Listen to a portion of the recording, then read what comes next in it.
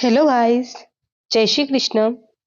आज हम do symbiosis theory of mitochondria discuss करेंगे। एंडो सिम्बायोसिस ये शब्द दो शब्दों से मिलकर बना हुआ है।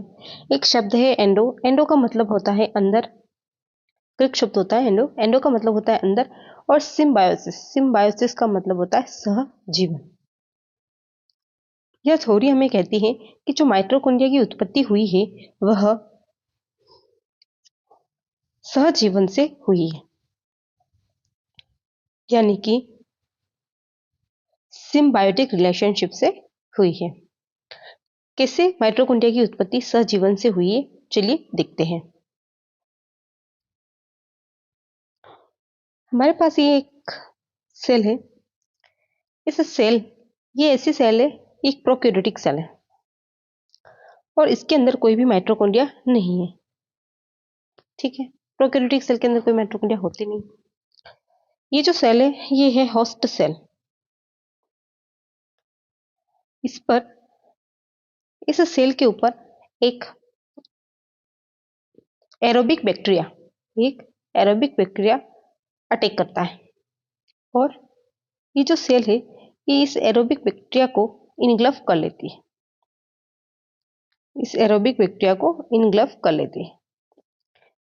फिर धीरे धीरे क्या होता है कि ये जो बैक्टीरिया है वो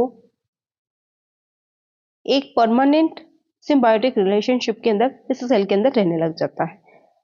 सेल से इसको बैक्टीरिया को फूड मिल जाता है, खाना मिल जाता है और रहने के लिए स्थान मिल जाता है। और जो बैक्टीरिया होता है वो रेस्पिरेशन कर लेता है और एटीपी का प्रोडक्शन कर लेता है सेल के लिए। इस तरह से दोनों में क्या रिलेशन स्थापित हो जाता है, सिम्बायोटिक रिलेशन स्थापित हो जाता है। फिर क्या होता है, जैसे कि ये बैक्टीरिया है अब इसके अंदर है तो धीरे धीरे इसके अंदर कन्फर्मेंटल चेंजेस आते हैं। इसके अंदर कुछ परिवर्तन होते हैं और वो माइटोकॉन्ड्रिया के अंदर परिवर्तित हो जाता है। तो ये है एंडोसिम्बायोसिस थ्योरी ऑफ माइटोकॉन्ड्रिया। इस थ्योरी के अनुसार माइटोकॉन्ड्रिया की उत्पत्ति जो होती है वो कोशिका के द्वारा ग्रहण किए गए बैक्टीरिया से, एरोबिक बैक्टीरिया से हुई है। चलो एक बार और हम समराइज करके वापस से बनाते हैं। जैसे कि एक सेल है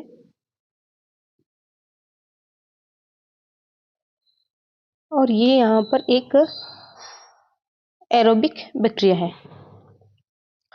ये पैरासाइट के रूप में है और ये होस्ट के रूप में देखने को मिलती है। सेल जो है वो होस्ट के रूप में है।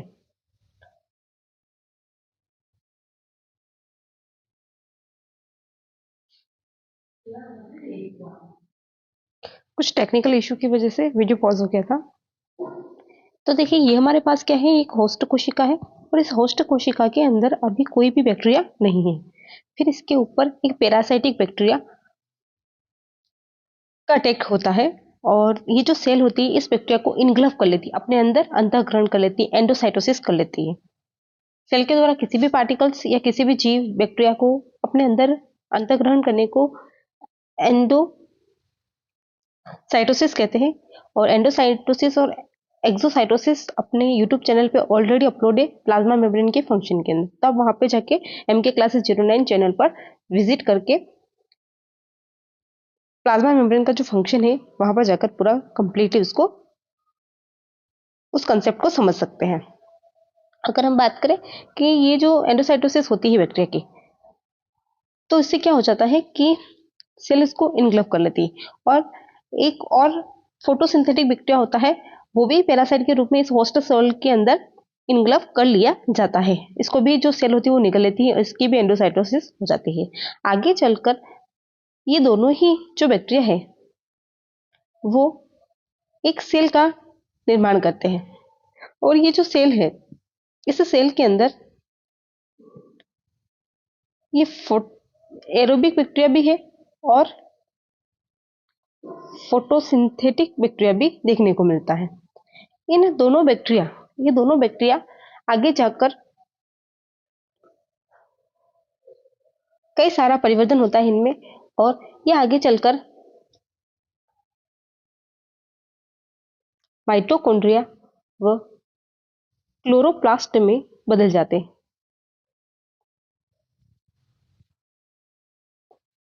प्लास्टिक के अंदर बदल जाते हैं। इसे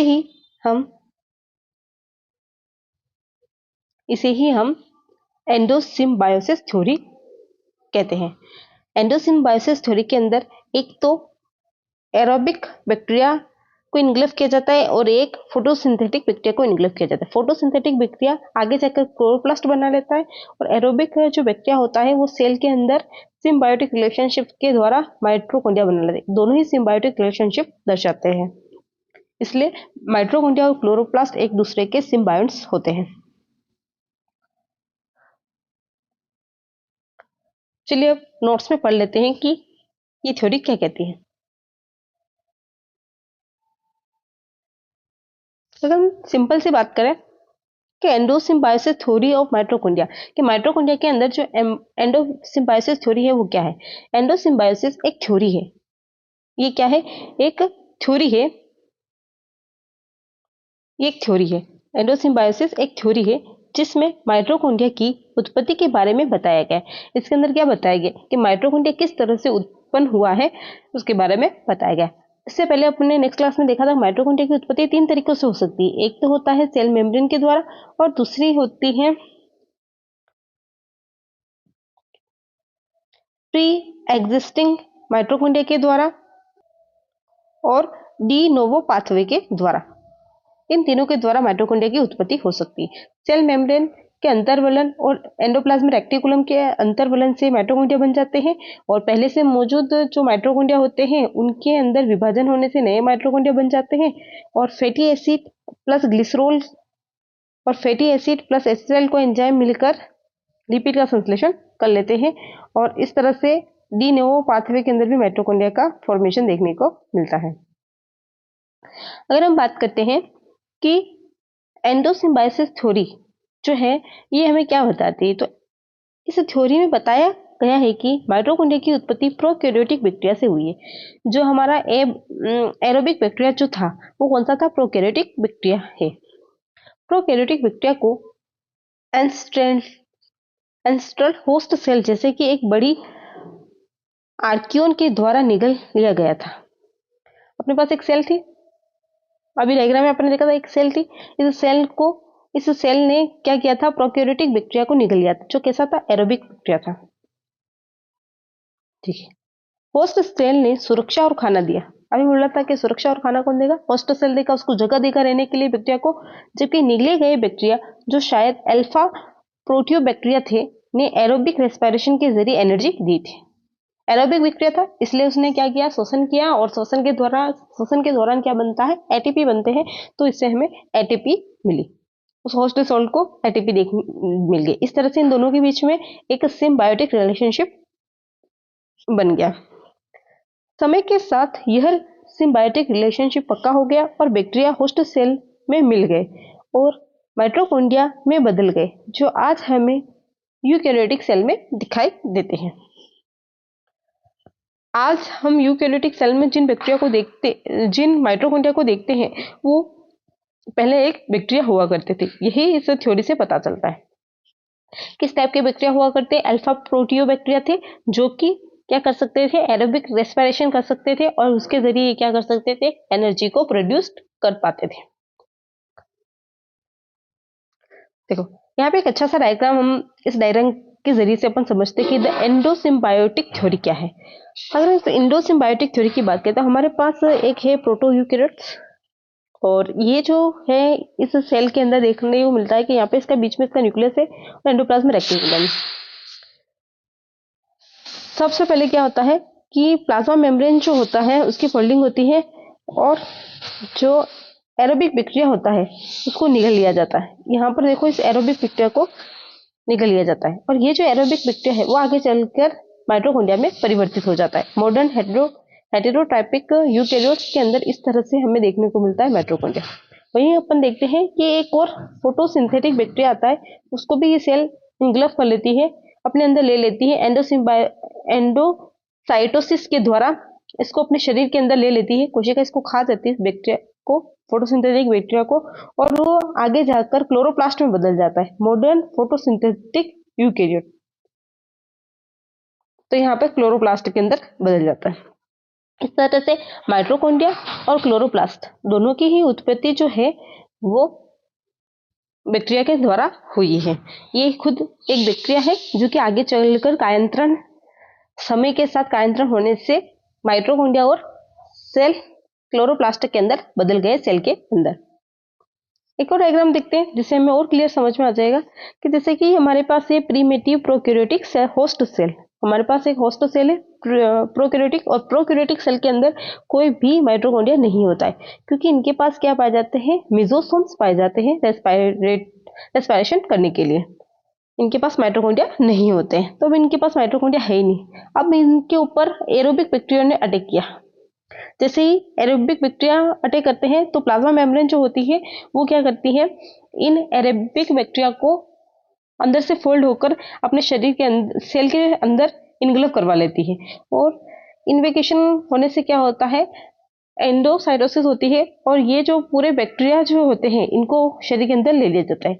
फिर ये जो होते हैं बैक्टीरिया वो धीरे धीरे समय के साथ माइटोकॉन्ड्रिया के अंदर टर्न हो जाते हैं, और इस प्रकार से हमें माइटोकॉन्ड्रिया के अंदर, जैसे यूकेरियोटिक सेल्स के अंदर एनिमल, फंगस और कुछ प्रोटिस्टा के अंदर हमें माइटोकॉन्ड्रिया देखने को मिलते हैं। और वहीं अगर हम बात करते हैं कि इनके ऊपर कुछ फोटोसिंथेटिक बैक्टीरिया जो होते हैं सेल के द्वारा इनग्लव किए कर लिए जाए तो वो आगे जाके क्लोरोप्लास्ट में बदल जाते हैं। यहाँ पे दे रखा है टर्न इनटू क्लोरोप्लास्ट, कि फोटोसिंथेटिक बैक्टीरिया जो थे अब किस में बदल गए, क्लोरोप्लास्ट के अंदर बदल गए। जैसे कि eukaryotic sales in plant, plant के अंदर जितने भी यूकेरियोटिक सेल्स है उसके अंदर, और इन सर्टेन प्रोटिस्ट, और कुछ ऐसे प्रोटिस्टा जो कि फोटोसिंथेसिस कर सकते हैं उनके अंदर हमें क्लोरोप्लास्ट देखने को मिलते हैं। और जितने भी एनिमल के यूकेरियोटिक सेल्स है उनके अंदर माइटोकॉन्ड्रिया देखने को मिलेंगे, फंगस के अंदर देखने को मिलेंगे, और कुछ प्रोटिस्टा के अंदर देखने को मिलेंगे। थैंक यू फॉर वॉचिंग ये वीडियो। अगर आपको मेरा वीडियो अच्छा लगता है तो वीडियो को लाइक करें, शेयर करें और चैनल को सब्सक्राइब करें और कमेंट्स करें। आपके कमेंट से मुझे मोटिवेशन मिलता है। मिलते हैं इसी नेक्स्ट वीडियो में, तब तक के लिए बाय।